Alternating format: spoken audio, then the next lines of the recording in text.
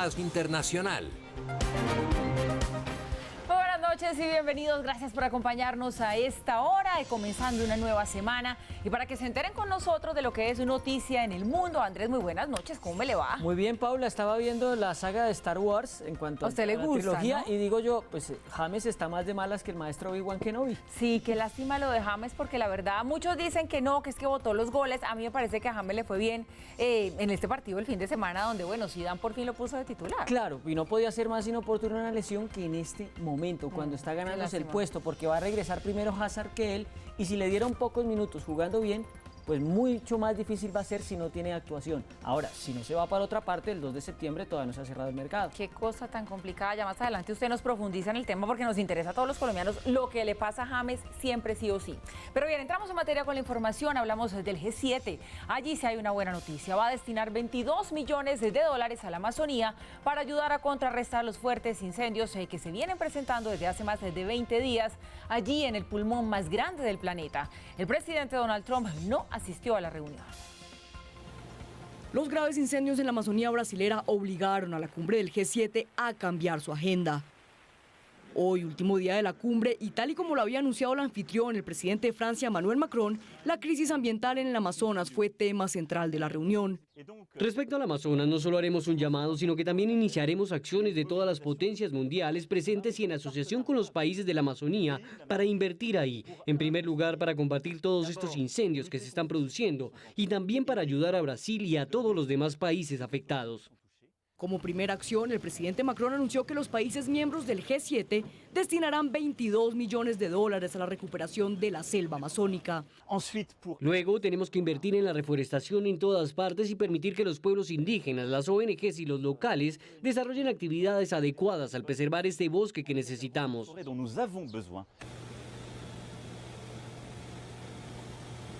El gran ausente a esta reunión fue el presidente de Estados Unidos, Donald Trump, detractor del calentamiento global y el cambio climático. No debemos interpretar la ausencia del presidente Trump como algo diferente al hecho de que estaba manteniendo conversaciones bilaterales. Estados Unidos está con nosotros, tanto en la biodiversidad como en la iniciativa en el Amazonas.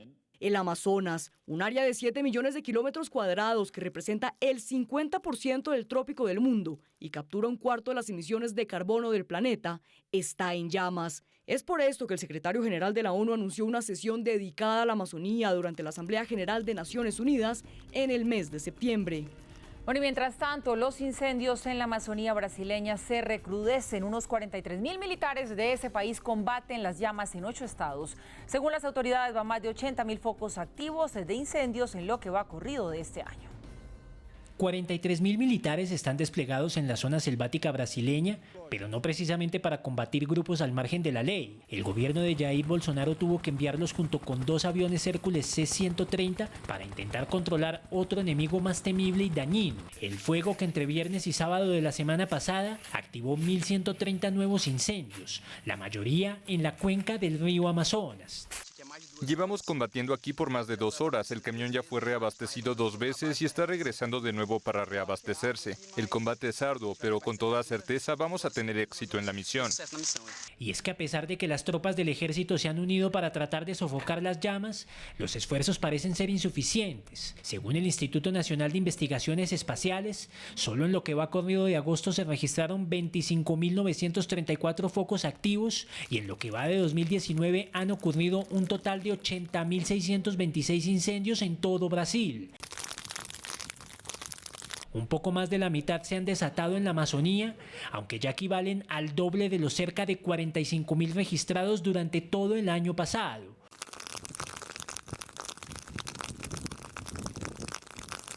La magnitud del problema se puede ver claramente en este mapa, cuyos puntos rojos corresponden a los focos activos en Sudamérica en las últimas 24 horas. Bolivia también sigue siendo escenario de combates contra las llamas. En ese país, bomberos y voluntarios luchan palmo a palmo para intentar frenar el avance del fuego. El avión cisterna supertanker contratado para aplacar las llamas también está realizando descargas en la zona, cerca de la frontera con Brasil y Paraguay.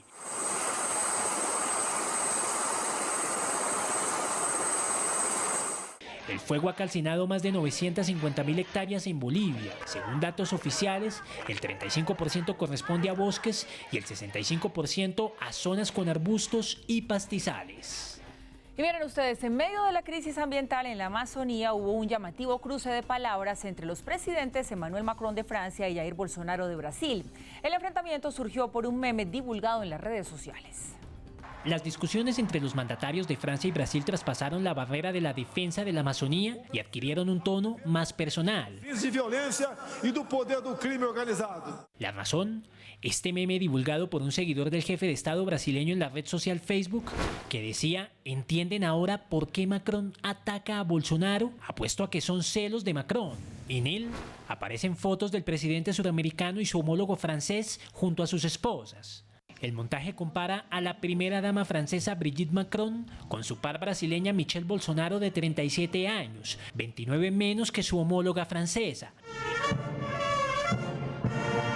Debajo del meme, Bolsonaro supuestamente respondió: "No humilles al hombre, jajaja", en referencia al mandatario europeo. Consultado por la agencia de noticias AFP sobre si la respuesta provino directamente del jefe de Estado brasileño, un portavoz del gobierno evitó referirse al tema. Emmanuel Macron, por su parte, sí respondió al comentario y también habló sobre el ministro de Educación de Brasil, Abraham Weintraub, quien lo calificó como canalla y oportunista. En Francia nunca sucede que un ministro de la República insulte a cualquier líder como él hizo conmigo. Y él, que hace comentarios extremadamente irrespetuosos con respecto a mi esposa, ¿qué puedo decir? Es triste, pero es triste antes que nada para él y para los brasileños. Yo creo que las mujeres brasileñas sin duda se avergüenzan de decir eso de su presidente. Y creo que los brasileños, que son un gran pueblo, sienten un poco de vergüenza de ver estos comportamientos y que esperan que los presidentes se comporten bien con los demás. Y como tengo mucha amistad y respeto por el pueblo brasileño, espero que muy pronto tengan un presidente que se comporte a su altura. Luego de la respuesta de Macron, Bolsonaro volvió a atacar en su cuenta en Twitter. Espalhar dados y mensajes infundadas. No podemos aceptar que el presidente Macron desate ataques irrazonables e irracionales contra la Amazonía, ni disfrace sus intenciones detrás de la idea de una alianza de los países del G7 para salvar la Amazonía como si fuéramos una colonia o una tierra de nadie. El cruce de palabras ocurre en medio de las tensiones entre los mandatarios de Francia y Brasil por cuenta de los incendios en la Amazonía. Con semejante problema que tiene Bolsonaro encima y aún así tiene tiempo para burlas, increíble. Y hay indignación entre muchos venezolanos. Eso fue lo que causó la declaración del candidato a la presidencia de Argentina, Alberto Fernández, quien dijo que en el país de Maduro no hay una dictadura, pero sí un gobierno autoritario. Durante una entrevista con el periodista Luis Majul, el candidato presidencial Alberto Fernández respondió de esta manera cuando le preguntaron por el régimen de Nicolás Maduro. ¿Pero por qué no caracteriza a Venezuela como una dictadura como lo que es? Las dictaduras suelen tener un origen no democrático. Sí. Y no es el caso de Venezuela. Ahora, muchas veces las democracias, por abusos de quien gobierna, se convierten en autoritarismos. Un autoritarismo... ¿Qué es lo que yo digo que ocurre en Venezuela? Sí. En las redes sociales se posicionó la etiqueta #Señor Alberto le cuento que, con la que cientos de venezolanos, algunos de ellos residentes en Argentina, intentaron explicarle al candidato cuya fórmula vicepresidencial es Cristina Fernández de Kirchner, las razones por las que en Venezuela sí hay una dictadura. Numeral, señor Alberto, le cuento que más de 5 millones hemos tenido que abandonar nuestro país porque se vive en dictadura, no hay instituciones. Si usted se niega a ver el régimen, usted es un cómplice. Numeral, señor Alberto, le cuento que Nicolás Maduro no fue electo democráticamente. Acá le dejo la resolución de la Asamblea General de la OEA 2018, que declaró que el proceso electoral careció de legitimidad por no cumplir con estándares internacionales para considerarlo libre, justo y transparente. Numeral, señor Alberto, le cuento que en lo que va del año, la ilegítima Asamblea Constituyente le ha arrebatado la inmunidad parlamentaria a 20 diputados. ¿Para usted eso significa que las instituciones en Venezuela funcionan? ¿Por qué teme calificar a Maduro como un dictador? Algunos venezolanos también recordaron el informe presentado en julio de este año por la alta comisionada de Naciones Unidas para los Derechos Humanos, Michelle Bachelet, que da cuenta de 6.800 ejecuciones extrajudiciales en Venezuela entre enero de 2018 y marzo de 2019, lo que iría en contravía de lo dicho por Alberto Fernández. Pero es muy difícil calificar de dictadura un gobierno elegido. Un gobierno elegido puede devenir en un gobierno autoritario. No tiene elecciones. Sí, pero las instituciones están funcionando allá. O sea, hay una... No. Después discutimos cómo funciona. Digo, formalmente hay una asamblea, hay tribunales. Sí. Una dictadura generalmente carece de esas cosas. Fernández obtuvo una contundente victoria en las elecciones primarias del 11 de agosto frente al actual mandatario Mauricio Macri, quien busca su reelección. Ambos se disputarán la presidencia de Argentina en los comicios del 27 de octubre. El bloque del G7, el de las economías más poderosas del mundo, estuvo de acuerdo en que el régimen de Irán no puede obtener armamento nuclear. El presidente Trump, sin embargo, no descarta futuras conversaciones con el presidente Hassan Rouhani. Dentro de la agenda de la cumbre del G7 estaba presupuestado debatir sobre el acuerdo nuclear con Irán, que camina sobre la cuerda floja. Pero la visita sorpresiva del ministro de Exteriores iraní Javad Zarif sorprendió a los miembros del bloque. Su presencia correspondió a la invitación que el anfitrión de la cumbre, el presidente francés Emmanuel Macron, le hizo al ministro. Ya hemos hablado de Irán y lo que nos une, y es un gran paso hacia adelante, es que no solo no queremos que Irán tenga armas nucleares, sino que queremos lograr una solución política a esto. Todos estamos de acuerdo que no podemos permitir que Irán se vuelva nuclear, que tenga armas nucleares. Discutimos sobre Irán y todos acordamos que a Irán nunca, bajo ninguna circunstancia, se le debe permitir obtener armas nucleares y es una oportunidad clara para que Irán regrese al cumplimiento del tratado nuclear. Hay dos cosas muy claras que son importantes para nosotros. Irán no debe nunca tener armas nucleares y esta situación no debe desestabilizar la región. Es claro, Irán no debe obtener bajo ninguna circunstancia armamento nuclear. Pero lo que más llamó la atención de la reunión entre Macron y Zarif fue una posible reunión bilateral entre Estados Unidos y el régimen de Irán. El presidente iraní Hassan Rouhani aceptó la posible reunión con Trump si el resultado es positivo para su nación. Incluso si las probabilidades de éxito son el 10%, debemos esforzarnos y seguir adelante. No debemos perder las oportunidades, no debemos dejar pasar oportunidades, debemos hacer el esfuerzo. Trump, más reacio que Rouhani, también puso sus condiciones para hacer posible las conversaciones. Si las circunstancias fueran correctas, sin duda estaría de acuerdo con eso, pero mientras tanto tienen que ser buenos jugadores.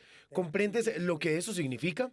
Y no pueden hacer lo que decían que iban a hacer, porque si lo hacen se encontrarán con una fuerza realmente muy violenta. No tenemos otra opción. Una reunión sorpresa preparada por el presidente Macron que por primera vez en meses logró disminuir la tensión entre Irán y Estados Unidos y que también hizo repensar la salida del régimen persa del acuerdo nuclear. De regreso, gracias por continuar con nosotros aquí en Red Más Internacional. Aumenta la tensión en la frontera entre Israel y el Líbano después de que el Ejército de Defensa de Israel lanzara una ofensiva contra objetivos militares iraníes en Siria. La operación fue ejecutada como respuesta a un ataque con drones iraníes sobre los altos del Golán. Una vez más, el régimen de Irán utilizó el territorio sirio para atacar a la población civil israelí ubicada en los altos del Golán. A medianoche, el Ejército de Defensa de Israel frustró un intento de las fuerzas iraníes chiitas Quds de atacar Israel utilizando drones asesinos. La Fuerza Aérea israelí atacó objetivos al sur de Damasco pertenecientes a estas milicias. Tras la operación militar por parte del Ejército de Defensa de Israel, el primer ministro Benjamín Netanyahu hizo una fuerte advertencia a todos los enemigos de la región.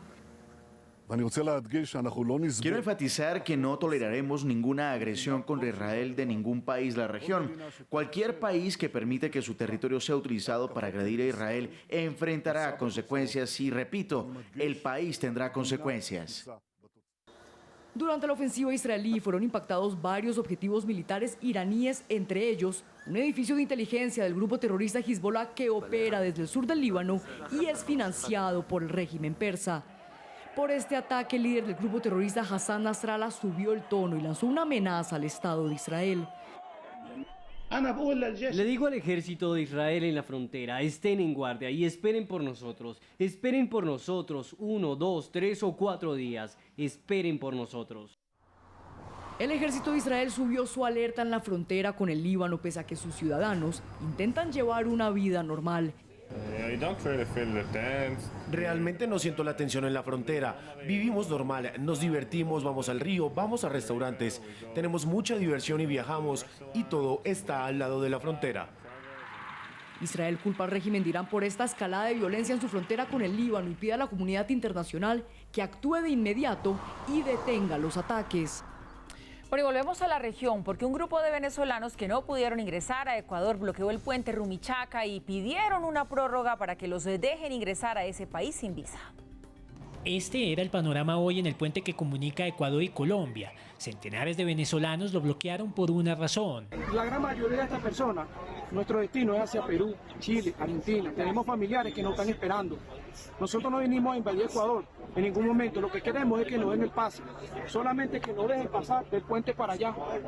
Cifras oficiales indican que durante todo el fin de semana, unos 11.000 venezolanos lograron cruzar desde Colombia hacia territorio ecuatoriano antes de que este 26 de agosto entrara en vigencia la exigencia de la visa como requisito para entrar a ese país. Quienes no lograron cruzar exigen una prórroga.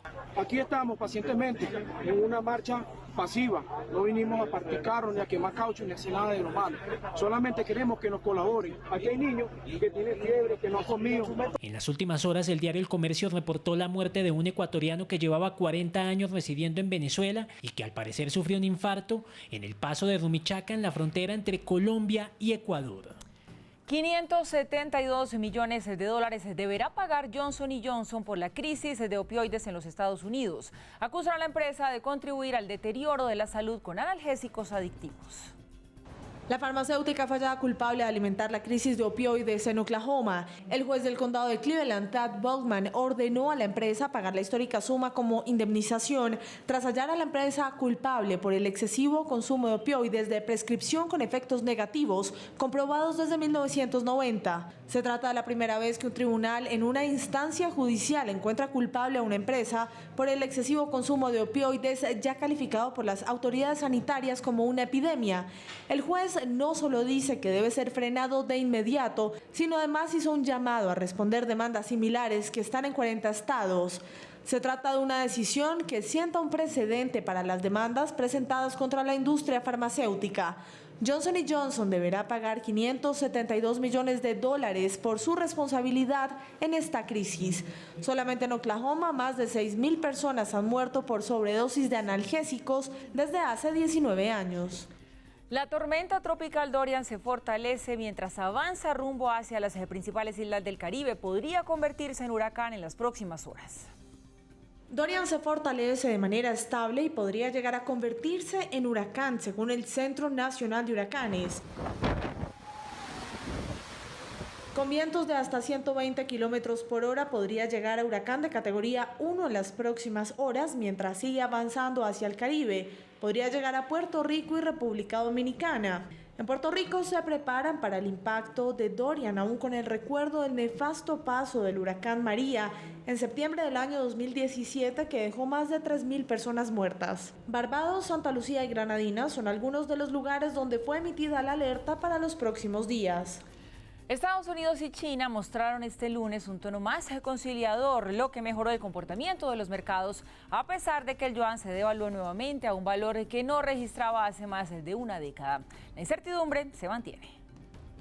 Luego del anuncio de los nuevos aranceles que China anunció impondría a Estados Unidos y de que el presidente Donald Trump respondiera solicitándole a sus empresas que dejaran el país oriental, la tormenta que se causó el viernes anterior reduce su intensidad al inicio de la semana. El presidente Trump dijo que había recibido una llamada desde China en la cual se le solicita volver a la mesa de negociaciones y que él está dispuesto a hacerlo, razón por la cual las bolsas reaccionaron de manera positiva, recuperando parte del terreno perdido el viernes. El Dow Jones, por ejemplo, el índice que mide el comportamiento de las 30 acciones más poderosas de la bolsa de Nueva York, subió 1,05% y el Standard & Poor's 500, que analiza 500 compañías, aumentó 1,10%. Ambos niveles terminaron con saldo positivo e hicieron regresar parte del optimismo perdido. Algo que hay que tener en cuenta, según los analistas de mercados, es que ni Estados Unidos ni China habían cancelado las reuniones previstas para septiembre, a pesar de los duros anuncios del viernes. Por eso existía la esperanza de que algo pasara, y pasó, con la llamada que dice el presidente de Estados Unidos que recibió. Sin embargo, hay otro punto que hace pensar a los analistas del mercado. El yuan, que China utiliza para hacerle frente a la guerra económica, se volvió a devaluar y esta vez regresó a niveles no registrados desde 2008. Hoy el cambio de la moneda china fue de 7.1478 por dólar. En lo corrido de este mes, la devaluación del yuan frente al dólar es de 3,8%. Incluso desde el país asiático se dice que algunos voceros del gobierno habían anticipado que si seguía la presión de Estados Unidos, la devaluación podría llegar a 7,5 yuanes por dólar. El periódico Financial Times dice que esta situación podría suceder si no retrocede alguna de las partes. Un yuan devaluado baja el precio a los productos chinos y encarece el de los de Estados Unidos. Y como suele suceder en medio de una crisis de estas características, además del fortalecimiento de las monedas fuertes, el oro también se disparó y hoy se cotizó a $1.526 la onza, un valor que no se registraba desde 2013. El negociador chino Liu He, quien asegura que está en contra de la guerra comercial, dijo que está dispuesto a resolver tranquilamente el problema mediante consultas y cooperación. En el mercado, los especialistas esperan que sea verdad y que la calma regrese, un desafío difícil de alcanzar. Momento de conocer qué otros sucesos han sido noticia en el mundo aquí en Red Más Internacional. Se conoció el que sería el primer delito cometido desde el espacio. La astronauta estadounidense Anne McClain está siendo investigada por acceder a una cuenta bancaria de su expareja, la militar Summer Worden, durante su permanencia en la Estación Espacial Internacional. La pareja está en un proceso de separación, además del pleito por la custodia de su hijo de 6 años. La expareja del astronauta se sorprendió al percatarse que su exesposa sabía de sus movimientos bancarios. Al preguntarle al banco, la respuesta parecía de otro mundo y le aseguraron que había accesos con un usuario desde computadores de la NASA en el espacio. La Armada Española llevó a cabo una operación para detonar de manera controlada un explosivo que data de la Guerra Civil. La bomba, que contenía 70 kilos de trilita, estaba en las profundidades del mar de Barcelona, por lo que la playa San Sebastián tuvo que ser evacuada durante la maniobra militar. La celebración de un cumpleaños terminó en tragedia cuando el helicóptero en el que viajaba el homenajeado con su esposa y sus 2 hijos se estrelló en el aire contra un ultraliviano, ocasionando la muerte de los 7 tripulantes de las 2 aeronaves. Mientras las autoridades competentes investigan la causa del accidente, la ciudad de Mallorca declaró un día de luto para honrar la memoria de los fallecidos. París conmemora los 75 años de la liberación del yugo nazi, cuando en 1944 las tropas francesas dieron por liberada la capital después de 1500 días de ocupación.